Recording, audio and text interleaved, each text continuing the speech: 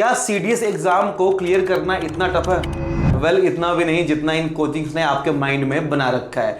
भाई इतनी देर पढ़ना पड़ेगा, सुबह उठना पड़ेगा, ये पढ़ लो, ये बुक्स वो बुक्स, 50 तरीके की चीजें।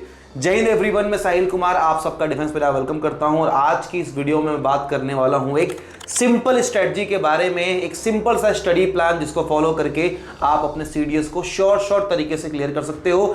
चाहे फ्रेशर हो या रिपीटर हो, चाहे आपका एक भी बार क्लियर नहीं हुआ है, कोई फर्क नहीं पड़ता। एक बार आप इस प्लान को फॉलो करोगे, अपनी लाइफ में इंप्लीमेंट करोगे, तो आपका एग्जाम 100% क्लियर होगा। ब्रह्मोस नाम तो सुना होगा आपने। इस स्ट्रैटेजी को मैंने ब्रह्मोस स्ट्रैटेजी का नाम दिया है। और आज की इस वीडियो में आपको हर वो चीज बताऊंगा कि भाई आपको बुक्स कौन सी चाहिए, खोल के एक एक बुक दिखाऊंगा कि कौन कौन सी बुक चाहिए, क्वेश्चन किस तरीके से आते हैं, ओटी वाले को क्या करना है, आईएमओ वालों को क्या करना है। पर्टिकुलरली इसमें तीनों कैंडिडेट्स को मैं बताने वाला हूं। पहले वो जो कॉलेज जाते हैं, अपने फाइनल सेमेस्टर में एग्जाम देने वाले हैं, दूसरे जो ड्रॉप आउट लेके प्रिपेयर कर रहे हैं, और तीसरे जो जॉब के साथ प्रिपेयर कर रहे हैं। आई जस्ट वांट कि आप इस वीडियो को पूरी देखना। सारा का सारा प्लान सिंपल तरीके से आपके माइंड में घुसा दूंगा। ये स्ट्रेटजी इतनी इफेक्टिव है कि इसको फॉलो करके मैंने अपने एफकेट सीडीएस को मल्टीपल टाइम क्लियर किया है। जब कॉलेज में था तब भी क्लियर किया, जब कुछ नहीं कर रहा था तब भी क्लियर किया, और जब आप सबको पढ़ा रहा था, जॉब कर रहा था इस एग्जाम को, तब भी क्लियर किया, और वो भी बहुत अच्छे नंबर से। लास्ट 6 साल से पढ़ा रहा हूं। प्रूवन स्ट्रेटजी है, एफकेट सीडीएस में हजारों सिलेक्शन दिए। चलिए स्टार्ट करते हैं वीडियो को। तो चलो मैं आपको प्लान समझाता हूं कि क्या सिंपलेस्ट वे हो सकता है सीडीएस 225 को क्लियर करने का। एंड एक चीज़ का आप खास ख्याल रखना, मार्क माई वर्ड्स, अगर इस पूरी वीडियो को देख के इम्प्लीमेंट करते हो, आपका सीडीएस 100% क्लियर होगा। उस पीडीएफ में आपका नाम आने से कोई नहीं रोक सकता है। याद रखोगे कि साहिल भैया ने एक बार बताया था मुझे, मैंने फॉलो किया और मेरा एग्जाम बार बार क्लियर होगा। एंड सच बताऊँ ना, आपको कोचिंग्स वाले ये तो बता देंगे कि आप ये बुक खरीदो, वो बुक खरीदो, ऐसे करना है वैसे करना है, पर आपको ये चीज़ें कभी नहीं बताएंगे जो आज डिस्कस कर रहा हूँ, जिनको फॉलो करके मैंने इतनी बार क्लियर किया है। सबसे पहले समझते हैं आखिर ब्रह्मोस नाम क्यों रखा गया है। भैया, precision, power and planning just like the missile. इस स्ट्रेटजी से आपकी तैयारी ना केवल बहुत फास्ट तरीके से होगी, बल्कि बिल्कुल एक्यूरेट होगी, पावरफुल होगी, और ये आपको 100% रिजल्ट भी देगी। आइए समझते हैं कि ब्रह्मोस किस लिए हमने इसका नाम रखा है। सबसे पहले कुछ बेसिक चीज़ें जो एज एन एस्पिरेंट आपको अपनी लाइफ में ध्यान रखनी है। सबसे पहले B stands for base building. मैं ये मान के चल रहा हूँ कि आपका ना जीरो बैकग्राउंड होगा, आप बिल्कुल पढ़ने वाले नहीं होगे, आपको कुछ भी नहीं आता होगा, तो सबसे पहले आपको अपने बेस बिल्डिंग पे काम करना है। अब आप बोलोगे भैया कैसे पता बेस बिल्डिंग का? भैया पीवाईक्यूज इंटरनेट पे फ्री में अवेलेबल हैं। यूपीएससी वाले अपने साइट पे दबा के पीवाईक्यूज देते हैं, वहाँ पे क्वेश्चंस को अटेम्प्ट करो, देखो कि आपका बेस कितना वीक है। आपका एक बहुत स्ट्रॉन्ग फाउंडेशन होना चाहिए जीएस, इंग्लिश एंड मैथ्स में। तो हम साथ साथ अपने बेस बिल्डिंग पे काम करेंगे इस स्ट्रैटेजी में। R for regular revision. Base building के साथ साथ हमें आदत होनी चाहिए रेगुलर रिवीजन की। A for analyse PYQs. भैया आपको पेपर के पैटर्न को समझना है, प्रायोरिटी एरियाज को समझना है, जिस रास्ते जाना है उसका पता तो होना चाहिए कि भाई यहाँ पे कितनी झीलें हैं, क्या क्या डिफिकल्टीज आ सकती हैं, राइट। आंख बंद के थोड़ी चले जाओगे। तो उस रास्ते का मैप क्या है? Map is PYQs. तो पीवाईक्यूज को आपको देखने हैं। H stand for hard work with smart strategy. आपकी स्ट्रेटजी स्मार्ट हो सकती है, पर मेहनत आपको करनी पड़ेगी। एग्जाम यूपीएससी लेता है, कहते हैं ना एक चपरासी का एग्जाम यूपीएससी लेगा, उसका भी एक लेवल होगा, तो यूपीएससी लेता है, समझ लेना। स्ट्रेटजी हम बनाएंगे आपके लिए स्मार्ट से स्मार्ट, और आपको हार्ड वर्क तो करना ही है।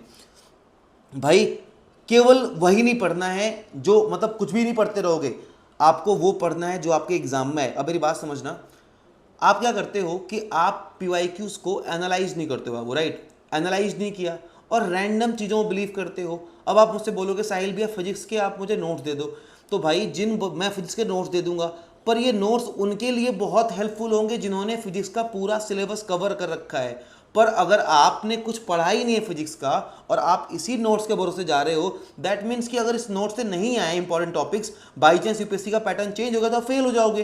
तो आप अपना करियर, जिसपे आपकी पूरी लाइफस्टाइल चेंज होने वाली है, मतलब समझो ना, पूरी ब्लड स्ट्रीम में एक ऐसा स्ट्रॉन्ग लड़का आता है जो अफसर बन जाता है और पूरे घर की कंडीशन चेंज हो जाती है, आप उसके ऊपर इतना रिस्क लोगे कि आप किसी और पे भरोसा करो? तो भैया सिलेबस तो पूरा कंप्लीट करना है। M stand for mock test. Mock test आपको सिखाएंगे टाइम मैनेजमेंट, आपकी एक्यूरेसी और एग्जाम में कैसा आपका टेम्परामेंट होता है, क्या आप एग्जाम का स्ट्रेस ले पा रहे हो या नहीं। O for officer like thinking. भैया एग्जाम सीडीएस बस एग्जाम नहीं है, समझो वे ऑफ लाइफ, यानी एग्जाम के बाद आपको एसएसबी भी तो जाना है, या फिर आप चाहते हो वहीं से स्क्रीन आउट होके आ जाओ। तो मेंटल प्रिपरेशन, एक पॉजिटिव एटीट्यूड, एक कॉन्फिडेंस जो झलकता है एक डिफेंस एस्पिरेंट के अंदर, ये जिन चीज़ों का ध्यान रखना है। And last but not the least, S stands for self discipline. भाई डेली रूटीन कुछ ना कुछ होना चाहिए, नो एक्सक्यूजेस और एक मिलिट्री माइंडसेट। माइंडसेट क्या कहता है, गोरखा की एक कहावत है, कहते थे हमारे सीओ साहब ने बोला कि अगर किसी को जान से मारना है तो जान से मार दो, ये नहीं कि घायल करके छोड़ दिया। गोरखास को ये सिखाते हैं, मतलब कि जो चीज़ स्टार्ट करते हैं उसको कंप्लीट भी करते हैं, अधूरे छोड़ने वाले लाइफ में कहीं स्टार्ट नहीं करते। अगर कोई चीज़ स्टार्ट करी है तो उसको ख़त्म भी करेंगे, समझ रहे हो ना। चलिए ब्रह्मोस के बारे में समझा दिया, अब बात करते हैं कि ऐसे 2 गोल्डन रूल्स जो आपको फॉलो करने हैं अपनी इस पूरी जर्नी में और जो आपको बहुत ज़्यादा हेल्प भी करने वाले हैं। सबसे पहले कि भाई रैंडम कुछ भी पढ़ने से अच्छा है कि आप स्मार्ट तरीके से, साफ तरीके से प्रिपरेशन करो। ये हमेशा आपको मतलब आपको हमेशा फ़ायदा करेगा। इस वीडियो को देखने के बाद आपको बहुत सारे इनपुट्स मिलेंगे जहाँ पे आप नोटबुक लेके बैठ जाना और देखना कि आपने क्या क्या चीज़ें सीखी हैं और कहाँ कहाँ आपको काम करना है। दूसरा गोल्डन रूल, कंसिस्टेंट रहना है, प्रैक्टिस करनी है एंड आपको वीकली एवेल्युएट करना है, इंट्रोस्पेक्ट करना है खुद को कि भैया मेरे अंदर क्या कमियां हैं, उसको एक्सेप्ट करना है और आगे बढ़ना है। कहते हैं जिन्होंने अपनी कमियां मान ली वो उसी दिन जीत गए। आगे बढ़ेंगे। देखो सबसे सिंपल तरीका अगर मैं आपको समझाऊं तो एक आसान भाषा में सीडीएस को क्लियर करने का एक बहुत आसान तरीका है। आपको टारगेट करना है कि आप इंग्लिश के अंदर 80% स्कोर कर सके। मान लो बाबू 100 नंबर का पेपर आता है तो आपको 80 के स्कोर को टारगेट करना है, तब जाके कहीं आप 75 to 80 के बीच में आप आ गिरोगे। अगर सपोज करते हैं आपने इंग्लिश को बहुत ढंग से प्रिपेयर किया और आप यहाँ पे 70 नंबर भी लेके चले आओगे तो जीएस में आपको 40% एफर्ट मारना है। आप एक बात समझना, सीडीएस के जीएस में बाबू आप 100% स्कोर नहीं कर सकते हो। मोर देन 50% वाले टॉपर बन जाते हैं। अगर आप 40% मार्क्स टारगेट कर रहे हो, आई बिलीव आप मेन चीज़ों को फोकस करके जो मैं आपको इस वीडियो में बताऊंगा, आप बहुत आसानी से 40 नंबर के आसपास आ सकते हो। चलो 40 नहीं यार, अगर आप 30 भी ले आए तो 70 + 30 मिला के आपका ओटीए का कट ऑफ 100% क्लियर हो जाएगा 100 मार्क्स से। और अगर आपने और ऐड ऑन करके मेहनत करी है तो आपको मेरिट में आने से, स्पेशली गर्ल्स को बोल रहा हूँ, कोई रोक नहीं सकता। और जब इस स्ट्रैटेजी के साथ आपका ओटीए 100 आ रहा है, बिलीव मी, अगर पूरा का पूरा एडवांस मैथ्स नहीं भी पढ़ा है ना तो यार तुम्हें पता है कि पूरे मैथ्स के 100 क्वेश्चन में से आपको इजीली कितने क्वेश्चन सही करने हैं, 40, और 40 कर लिया तो तुम्हारा आईएमए छोड़ो एएफए क्लियर हो जाएगा। सो ये एक माइंडसेट है, राइट। सब्जेक्ट वाइज अप्रोच रहनी चाहिए, माइंडसेट मैंने आपको बता दिया। अब मैं आपको बताऊंगा इंग्लिश को तैयार करने का तरीका, जीएस को तैयार करने का तरीका, कौन कौन से बुक इंपॉर्टेंट है एंड मैथ्स में क्या कर सकते हैं। ध्यान रखना है इस 80-40 रूल को, 80% स्कोर करना है इंग्लिश के अंदर एंड 40% स्कोर करना है जीएस के अंदर। ट्रस्ट मी, अगर तुम्हें वीडियो अच्छी लग रही होगी ना, एक बार कमेंट में बता के जाना। ये यार वो स्ट्रेटजी है ना जिसको फॉलो करके मैंने इतनी बार क्लियर किया एग्जाम को। एक बड़े भाई की तरह समझा रहा हूँ, अगर तुमने फॉलो कर लिया ना फोड़ के आओगे एग्जाम। चलिए आगे बढ़ते हैं, बात करेंगे इंग्लिश की। देखिएगा इंग्लिश में के 3 पोर्शन है, ग्रामर, वोकैब, कॉम्प्रिहेंशन, राइट। और आपके पीवाईक्यूज मोस्ट इंपॉर्टेंट है। अब मैं आपको शेड्यूल आगे समझाऊंगा कि आपको डेली बेसिस पे क्या करना चाहिए। पहले मैं आपको ये समझाता हूं कि आपने इस बार के यानी सीडीएस 125 के एग्जाम में देखा कि पैटर्न पूरा चेंज हुआ, वोकैब का पोर्शन ज़्यादा, कॉम्प्रिहेंशन पूछा ही नहीं, तो क्या हम पढ़ना छोड़ देंगे? बिल्कुल नहीं, हमें अपनी प्रिपरेशन को सेम रखनी है, थोड़ा सा एडवांस करना है। देखो एक रामबाण आपको बताता हूं, अगर आप ग्रामर और वोकैब को स्ट्रॉन्ग करना चाहते हो, स्पेशली कॉम्प्रिहेंशन को भी इंक्लूड करते हैं, वोकैब एंड कॉम्प्रिहेंशन के लिए आपको बस एक काम करना है, आप न्यूज़पेपर की रीडिंग, आप लाइफ में कुछ करो ना, मतलब कुछ भी करो या ना करो, लेकिन अगर आपने डेली न्यूज़पेपर पढ़ने की आदत डाल ली, आपने डेली एडिटोरियल पढ़ने की आदत डाल ली, ट्रस्ट मी जिंदगी का कोई भी एग्जाम नहीं रुकेगा, चाहे वो कैब पूछता हो या कॉम्प्रिहेंशन, प्लस जो आपकी जनरल अवेयरनेस जो कि आपके एसएसबी में इतना काम आती है वो अलग लेवल की होगी। आप 4 लोगों के बीच में बैठोगे तो एक अलग लेवल का कॉन्फिडेंस होगा। कोई भी इंग्लिश न्यूज़पेपर लो और उसको डेली बेसिस पे पढ़ना शुरू कर दो। सुबह उठो, चाय के साथ एक पर्टिकुलर टाइम स्लॉट न्यूज़पेपर का बना लो। नहीं है न्यूज़पेपर, आता है मोबाइल में पढ़ लो, मार्क कर लो, कुछ भी करो, बस पढ़ लिया करो। इंपॉर्टेंट वर्ड्स को, न्यूज़ को नोट कर लिया करो। खुद के करंट अफेयर्स के नोट्स बनाओ और बाकी जो यूट्यूब पे वीडियोज आते रहती हैं उनसे आप रिवीजन की तरह यूज करो। समझ रहे हो ना? खुद से करंट अफेयर्स के नोट्स बनाए और कैटेगरी बनाई और उसके बाद उनको रिवीजन किया। उसके बाद पीवाईक्यूज पे कैसे ध्यान देना है मैं वहां पे आऊंगा। जो लोग न्यूज़पेपर को समझते हैं कि उनके लिए टफ है पढ़ना, उनको मैं बता दूं, आप चाहो तो इंग्लिश के लिए ग्रामर वाले पोर्शन के लिए एंड इडियम फ्रेजेस के लिए, वोकैब के लिए एक बुक है इंग्लिश की, नीतू मैम की आती है, आपको मिल जाएगी, बहुत इजीली पीडीएफ मिल जाती है, आप उसको देख सकते हो। वर्ड पावर मेड इजी है एंड एक ब्लैक बुक करके आती है, आप उसको भी फॉलो कर सकते हो। इनकी पीडीएफ्स अवेलेबल हैं, एक बार देख लेना पीडीएफ सर्च करके टेलीग्राम वगैरह पे। डिफेंस मैंने जो टेलीग्राम है वहां पर भी सर्च करना, शायद आपको मिल जाए, किसी बच्चे ने शेयर की हो तो एक बार सर्च कर लेना। अगर आपको बुक समझ में आती है तो आप वहां से पढ़ लेते हो। इन तीनों बुकों को मिलाओगे, कॉस्टिंग थोड़ी ज़्यादा हो जाती है, सबकी नीड नहीं है, इसलिए मैं बोल रहा हूं कि भाई पैसे मत वेस्ट करना, पीडीएफ से पढ़ लेना। और अगर नहीं इंग्लिश वाले पोर्शन में एकदम आपको लेक्चर से समझ में आता है, आप टीचर से पढ़ना चाहते हो, तो इंग्लिश सीडीएस की इंग्लिश स्पेशल का बैच डिफेंस मैनिया ऐप पे है, आप उसको देख सकते हो। और जो लोग जोश बैच में हैं, डिफेंस मैनिया पर तैयारी कर रहे हैं, तो मैं इन बुक्स की नीड नहीं है, आपके बैच के अंदर सारी चीज़ें हो जाएंगी। इस पूरे वीडियो में जितने बुक्स को डिस्कस करूंगा ये उनके लिए जो खुद से प्रिपेयर कर रहे हैं, और जो लोग खुद से कर रहे हैं मैं आपको बताना चाहता हूँ कि ये गलती से यहाँ प्राइस टैग आ गया, इसको हटा देना, ठीक है, मैंने ध्यान नहीं दिया, ये इसका प्राइस नहीं है। तो आपको देखना क्या है आपको देखना ये है भाई कि आप अगर जोश बैच में आते हो तो फिर आपको किसी भी बुक की नीड नहीं होगी। विशाल सर को आप यहाँ पे देख रहे हो, डिफेंस में यहाँ पे बैच स्टार्ट है, आप वहाँ से पढ़ाई कर सकते हो, आपके लाइफ की बेस्ट इन्वेस्टमेंट होगी। ये प्राइस पता नहीं कहाँ से, सो आप काट देना, ठीक है, ज़्यादा अच्छा रहेगा। आगे बढ़ते हैं बाबू। जनरल साइंस, देखो इंग्लिश का मैंने आपको समझा दिया, जनरल साइंस पे आते हैं भाई। जनरल साइंस, आप इसको जनरल अवेयरनेस कर लो। जीए के अंदर सबसे पहले आपका जो फोकस जाना चाहिए वो जाना चाहिए आपके ज्योग्राफी वाले पोर्शन के ऊपर, राइट? ज्योग्राफी कर लिया, अच्छा ज्योग्राफी भी छोड़ो, अगर आपने इस साइंस वाले पोर्शन को पूरा कंप्लीट कर लिया, साइंस वाले पोर्शन को पूरा कंप्लीट कर लिया, आपका 50% प्रॉब्लम सॉल्व हो जाएगी। और इसमें भी 3 सेक्शन है, सबसे पहले आप बायो पढ़ोगे, फिर आप केमिस्ट्री पढ़ोगे एंड देन आप फिजिक्स के ऊपर जंप करोगे। तो सबसे पहले साइंस को लेना, फिर आप ज्योग्राफी को, फिर पॉलिटी उठा लो, फिर इको पे चले जाओ, करंट अफेयर्स लो, डिफेंस के स्पेशली करंट अफेयर्स पढ़ने हैं, और हिस्ट्री को सबसे लास्ट में रखोगे।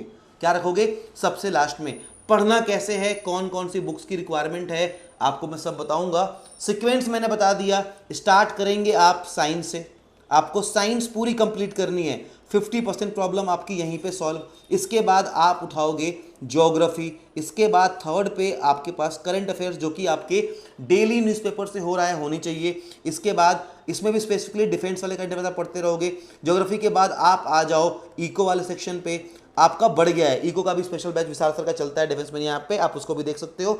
इसके बाद हिस्ट्री को सबसे लास्ट ऑप्शन रखना आप, क्योंकि हिस्ट्री में ऐसे ऐसे क्वेश्चन पूछते हैं जो शायद ही सॉल्व हो और बहुत कम आउटपुट देगा, आपसे मेहनत ज़्यादा डिमांड करेगा। अब बात करते हैं, स्टार्ट करते हैं भाई। बुक लिस्ट की बात करें, पॉलिटी की अगर मैं बात करूं, पॉलिटी में आपको सिंपल तरीके से अगर मैं समझाना चाहूं तो आपके बस एम लक्ष्मीकांत अगर आपने पढ़ ली और पीवाईक्यूज लगा लिए, मोर देन सफिशिएंट होगा। हिस्ट्री में क्लास 12th के एनसीईआरटी और पीवाईक्यू से फोकस करना है, उसी टाइप के क्वेश्चन को। आप स्पेक्ट्रम भी देख सकते हो अगर आप चाहो तो। मैं बार बोल रहा हूं कि जो जोश बैच में है विशाल सर वाले, प्लीज तुम मत खरीद लेना, ठीक है, तुमको नहीं खरीदने की नीड है। जो डिफेंस में ऐप पे तैयारी कर रहे हैं उनको हम ये सारे बुक्स के नोट्स देते हैं एनालाइज करके, तो आपको नीड नहीं है ये उनके। अब ज्योग्राफी की बात करें तो भैया ज्योग्राफी के लिए क्लास 11th एंड 12th के एनसीईआरटी चाहिए प्लस पीवाईक्यूज। इकोनॉमिक्स की बात करें, क्लास 11th एंड 12th की एनसीईआरटी, आपको करंट अफेयर्स में इकोनॉमिक्स के क्वेश्चन जो बजट के ऊपर है, जीडीपी के ऊपर और स्कीम्स के ऊपर है, ध्यान रखना है। साइंस में बस 9th और 10th की पढ़ लो, फोकस रखना है बायोलॉजी पे, और उसके बाद केमिस्ट्री आओगे और फिजिक्स, राइट। डिफेंस जीके की बात करें तो भैया डिफेंस मेनिया पे आपको मंथली करंट अफेयर्स मिल जाया करेंगे। अप्रैल मंथ का डिटेल में विशाल सर ने पढ़ा दिया है, देख लेना। इसके बाद आप जो बड़े बड़े टॉपिक्स होते हैं इंटरनेशनल रिलेशन वगैरह के लिए आप स्टडी आईक्यू का डिफेंस वाला कैप्सूल देख सकते हो, और पीवाईक्यूज तो आपको करना ही करने हैं। अब आते हैं शेड्यूल के ऊपर। देखो करंट अफेयर्स तो मैंने बता दिया कि भाई न्यूज़पेपर से कर लोगे, मंथली पीडीएफ आपको हम देंगे। आप जो डिफेंस मेनिया का टेलीग्राम ग्रुप है उसको ज्वाइन कर लेना, फ्री ऑफ कॉस्ट है सबके लिए बाबू। कुछ 40,000 के पास बच्चे होंगे वहाँ पे, 40,000 45,000, वहाँ पे हम डेली करंट अफेयर्स प्रोवाइड करने का सोच रहे हैं। एक बार आपके लिए काफ़ी हेल्पफुल होगा और आप एग्जाम्स के अपडेट के टच में भी रहोगे। अब बात करते हैं मैथ्स की। ओटी वालों की कहानी खत्म हो गई, आपको सिलेबस तो बता ही दिया। देखो मैथ्स वालों, तुम्हें मैं एक चीज़ बता रहा हूँ सिंपल से, अर्थमेटिक तो अगर आप एफकेट का पढ़ रहे हो, अगर मेरे लेक्चर्स आप देखते हो तो एफकेट और सीडीएस का अर्थमेटिक मेरे लेक्चर्स मोर देन सफिशिएंट है, या फिर किसी भी बुक से पढ़ रहे हो, बस पीवाईक्यूज के ट्रेंड को देखते हुए प्रिपेयर करना, अर्थमेटिक इजीली हो जाएगा। अर्थमेटिक के बाद आप मेंसुरेशन उठा सकते हो, ट्रिगो उठाना, स्टैटिस्टिक्स बहुत ईजी है, जल्दी कवर हो जाएगी। इसके बाद एल्जेब्रा एंड लास्ट में आप ज्योमेट्री वाले क्वेश्चन। इसमें भी नंबर सिस्टम सबसे पहले आपका खत्म हो जाना चाहिए। एल्जेब्रा अब जब अर्थमेटिक पढ़ोगे तो आपका नंबर सिस्टम डिटेल में, जिसमें एचसीएफ एलसीएम लॉगरिथम आता है, ये सब कुछ खत्म होना चाहिए। समझ में आ रहा है ना? यहाँ पे देखो दोनों दो टाइप के लोग हैं। पहले वो जो ऐप पे पढ़ रहे होंगे उनको पता है अनुसर दिलीप सर पढ़ा रहे हैं, वो अपना बेस्ट दे रहे हैं मैथ्स में, एंड मुझे लगता है कि कुछ 599 या 699 का पूरे मैथ्स का कोर्स है, तो आप उसको भी देख सकते हो। आप खुद से पढ़ रहे हो, किसी भी कोचिंग से पढ़ रहे हो, कोई फर्क नहीं पड़ता, एट द एंड सिलेक्शन होना चाहिए। अब बात करते हैं कि क्या क्या गलतियां इनको पढ़ने के बाद आपको अवॉइड करनी है, फिर मैं बताऊंगा कि एक आइडियल शेड्यूल क्या होना चाहिए। सबसे पहले लास्ट मंथ में सीडीएस स्टार्ट करूंगा, बिल्कुल भी नहीं भैया कॉलेज के एग्जाम थे, भैया ये था, भैया वो था, टाइम निकालने वाले निकाल लेते हैं। अभी जो आपको शेड्यूल बताऊंगा पढ़ने का, वहां पे आपको दिखाऊंगा कि मिनिमम टाइम में कैसे आप मैक्सिमम चीजें कवर कर सकते हो। केवल नोट्स पढ़ के क्लियर हो जाएगा, घंटा कभी नहीं होने वाला। पहले आपको अपनी पूरी पढ़ाई करनी पड़ेगी, जो हम नोट्स प्रोवाइड करेंगे, कोई भी कोचिंग XYZ प्रोवाइड करे आपको, कोई भी कोचिंग, मैं ठोक के बोल रहा हूं प्रोवाइड करे, वो आपके रिवीजन में काम आ सकती है। रिवीजन में प्रॉपर बुक नहीं बन सकती। अगर बुक बन रही होती बाबू तो वो ना बुक बेच के फेमस हो जाते बहुत ज्यादा। No mocks no PYQs. भैया अगर आप ये सोच रहे हो कि बिना मॉक्स के बिना पीवाईक्यूज एग्जाम क्लियर हो जाएगा तो ना, और इग्नोर कर रहे हो इंग्लिश को ये सोच के कि इजी आता है पेपर, तो सीडीएस 125 में देख लिया ना, लंका लगा के चली जाएगी इंग्लिश, पता भी नहीं चलेगा। जीके को बेवफा बोलते हो, असली धोखा तो इंग्लिश दे जाएगी, तो इसलिए इंग्लिश को तो रखना ही है। आइए बात करते हैं थोड़ा शेड्यूल के ऊपर। भैया शेड्यूल की बात करूं, 3 सब्जेक्ट का आपको रोटेशन रखना है। कैसे रखना है? मान लो कि आपके पास 3 स्लॉट है पढ़ाई करने के, जिसमें एक स्लॉट इंग्लिश का होना ही चाहिए। मान लो आपने इंग्लिश में वर्ब या टेंस स्टार्ट किया, 1-1.5 घंटे पढ़ाई करी, छोड़ दिया। जीएस में कोई एक पोर्शन ले लो, आप ओटी वाले हो इंग्लिश जीएस पढ़ लिया, उसके बाद एक लाइट रिवीजन ले लिया। और मैथ्स वाले हो तो भैया आपको 3 सब्जेक्ट लेके चलने हैं, और तीनों में मैथ्स में आप रोटेशन में पढ़ते रहोगे। जो भी स्टार्ट करना चाहते हो, जो भी आपका वीक पोर्शन है सिलेबस कंप्लीट करने के लिए, आप लिस्ट डाउन करो और एक एक करके पढ़ना स्टार्ट कर दो। आप पहले ऐप पे जाओ, वहां पे लेक्चर्स देखो, फिर उनके क्वेश्चन प्रैक्टिस करो जो हम आपको प्रोवाइड करते हैं, ठीक है। इसके बाद कोर एरियाज के लिए फिक्स स्लॉट होने चाहिए। आप जब पीवाईक्यूज को देखोगे तो आपको समझ में आएगा कि कौन कौन से जो एरियाज हैं, चैप्टर्स है, वो बहुत इंपॉर्टेंट है, और उनके लिए एक फिक्स टाइम स्लॉट होना चाहिए कि भाई ये मेरे कोर चीज़ें हैं। जैसे मैं था, मुझे पता था कि यार मुझे इको नहीं पढ़नी, तो मैंने इको छोड़ दी कि मैं नहीं पढ़ूंगा इको। लेकिन अगर मुझे साइंस पढ़नी है तो फिजिक्स मेरा अगर कोर है, मैथ्स मेरा कोर है, तो एक टाइम स्लॉट केवल कोर एरियाज के लिए होना चाहिए। यानी कि रोटेशन में आप समझ पा रहे होगे, सिलेबस कंप्लीशन अलग चीज़ है और अपने कोर को स्ट्रॉन्ग करना अलग चीज़ है। भैया जब भी आप पढ़ाई कर रहे हो, 1.5 घंटे का आपका डीप फोकस होना चाहिए। सब कुछ छोड़ छाड़ के, मोबाइल बंद करके, दुनिया बोल बाल के 1.5 घंटे अगर आपने पढ़ाई करी, ध्यान रखना आपको 1 घंटे अपने प्रैक्टिस ड्रिल पे देना है। आपको यार ग्रेजुएट हो, दुनिया भर के क्वेश्चन आपको मिल जाएंगे, ना हो टेलीग्राम पे देख लेना, हमारे बहुत सारी चीज़ें मिल जाएंगी, आपको काम हो जाएगा। जब हम कहते हैं ना कि यार बैच आपके लिए हेल्पफुल है, बैच आपके बस इसी पार्ट में हेल्प कर पाता है कि अब आप इंग्लिश जीएस का कंटेंट कहाँ से पढ़ोगे, क्या वो कंटेंट बहुत ज़्यादा है, बहुत कम है, आप मॉक कहाँ लगाने जाओगे, ये सारी चीज़ें आपका बहुत ज़्यादा टाइम वेस्ट कर देती हैं। इसलिए मैं बोलता हूँ कि आप बैच के साथ अच्छे से प्रिपेयर कर सकते हो। 2 मॉक्स देने, सैटरडे का दिन आपका फुल लेंथ मॉक का होना चाहिए, चाहे आपका सिलेबस 10% ही क्यों ना कंप्लीट हुआ हो। स्टार्टिंग से आदत डाल लो फुल मॉक्स देने की। फुल मॉक दो, कोई बात नहीं, 10 नंबर आएंगे चलेगा, एक शीट मेंटेन करो, लिखो पहले फुल मॉक इतने तारीख को दिया, इंग्लिश में इतने नंबर आए, जीके में इतने और मैथ्स में इतने, खत्म। का संडे को आप रखोगे रिवीजन के लिए और एनालिसिस के लिए कि आपका पूरा हफ्ता कितना प्रोडक्टिव रहा, आपने कितने घंटे लगभग पढ़ाई करी, कितना सिलेबस कंप्लीट किया और आपके एरर्स कहाँ कहाँ पे थे, पढ़ने के बाद भी कहाँ कहाँ दिक्कत आ रही है, कहाँ कहाँ डाउट्स आ रहे हैं, कौन से क्वेश्चन इनकरेक्ट हो रहे हैं, और नेक्स्ट वीक के लिए अपने टारगेट्स को थोड़ा सा बड़ा करोगे। एक वीक पढ़ लिया, नेक्स्ट वीक थोड़ा सा बड़ा कर लिया, फिर उसके आगे गए थोड़ा सा और टारगेट बड़ा किया और एंड में आते आते तो तुम मचा दोगे। ठीक है भैया, ये एग्जाम नहीं है, वे ऑफ लाइफ है। डिसिप्लिन रहना पड़ेगा, थोड़ा डिसिप्लिन दिखाओगे लाइफ में बहुत फायदे मिलेंगे। करेज तो भाई चाहे आपका होता साहस जो बोलते हैं कि कॉलेज के एग्जाम आ जाए, जॉब हो या फिर घर में कुछ प्रॉब्लम हो गई हो, आपको अपनी हिम्मत रखनी है, पढ़ाई तो करनी है, रेस्पॉन्सिबिलिटी लेके चलना है कि भैया पापा मम्मी ने पैसे लगा दिए हैं प्रिपरेशन के ऊपर। Now it's your time to prove your worth, it's your time to change their life, it's your time to serve the country. आपको सॉरी ये रिस्पॉन्सिबिलिटी लेके चलनी है, एक रिस्पॉन्सिबल इंसान बनना है। और जिस दिन आपकी कंसिस्टेंसी ब्रेक हो जाए, जिस दिन आप बिना पढ़े रख गए, उस दिन समझना कि आप गलत ट्रैक पे जा रहे हो। भले ही दिन में सुबह 4 बजे उठो ना उठो, 6 बजे पढ़ाई करो ना करो, आपके डेली टारगेट्स बने होने चाहिए। That's it, that's the key. आपकी कंसिस्टेंसी ब्रेक नहीं होनी चाहिए भाई। मैक्सिमम लोग जो एग्जाम में फेल होते हैं वो होते हैं लैक ऑफ प्लानिंग की वजह से। कभी ये स्ट्रैटेजी वीडियो, कभी वो स्ट्रैटेजी वीडियो, और कोई फर्क नहीं पड़ता।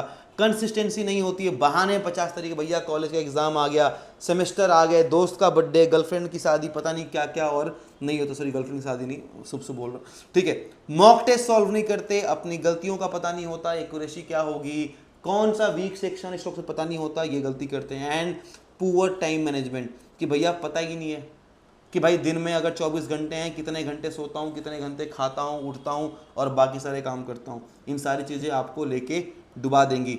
So guys that's all for today. अगर आप इस एग्ज़ाम को क्लियर कर रहे हो, please write down in the comment section that you will clear this exam. बाकी आपको बहुत मजा आएगा। आई होप इस वीडियो ने आपकी हेल्प की होगी।